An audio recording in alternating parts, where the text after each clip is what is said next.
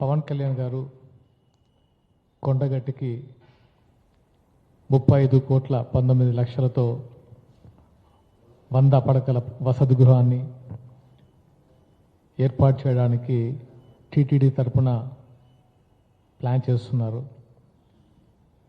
దానికి గాను అంటే ఎప్పటి నుంచో అంటే థ్యాంక్స్ చెప్పడం అనేది చిన్న విషయమే. అంటే ఆయన సమాజ సేవా కార్యక్రమాల గురించి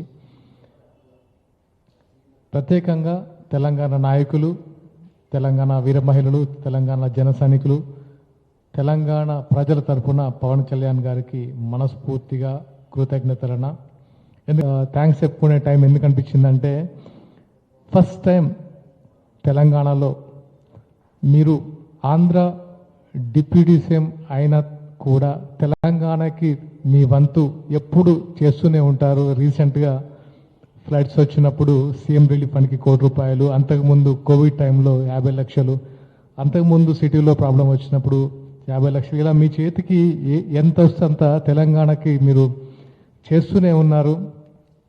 అండ్ ఇప్పుడు కూడా కొండగట్టుకి అంటే కొండగట్టు అంజన్న మీకు పునర్జన్మనిచ్చారని అందరికీ తెలుసు. మీరు ఎప్పుడు చెప్తూ ఉంటారు, మేము ఏపీకి వచ్చినప్పుడు కదా తెలంగాణ ప్రజల భావజాలం గురించి, తెలంగాణ యువత ఫైటింగ్ స్పిరిట్ గురించి, ఎప్పుడు తెలంగాణ గురించి ఎక్కడికి వెళ్ళినా మీరు మాట్లాడడం మాకు నిజంగా చాలా సంతోషకరం. మాలో ఇంకా ఉద్యమ స్ఫూర్తిని నింపుతూనే ఉన్నారు. అలా కొండగట్టు అంజన్న అంటే తెలంగాణలో ప్రతి వాడకి, ప్రతి గ్రామానికి అంజన్న టెంపుల్ లేకుండా ఉండరు.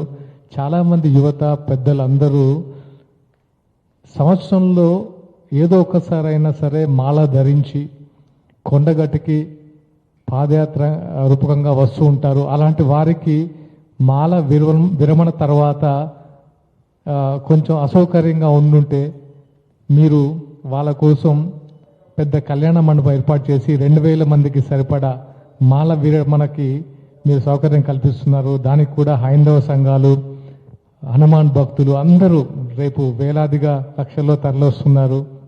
అండ్ అది కూడా వాళ్ళ కృతజ్ఞత భావం వ్యక్తం చేయడానికి మిమ్మల్ని చూడడానికి అక్కడికి వస్తున్నారు.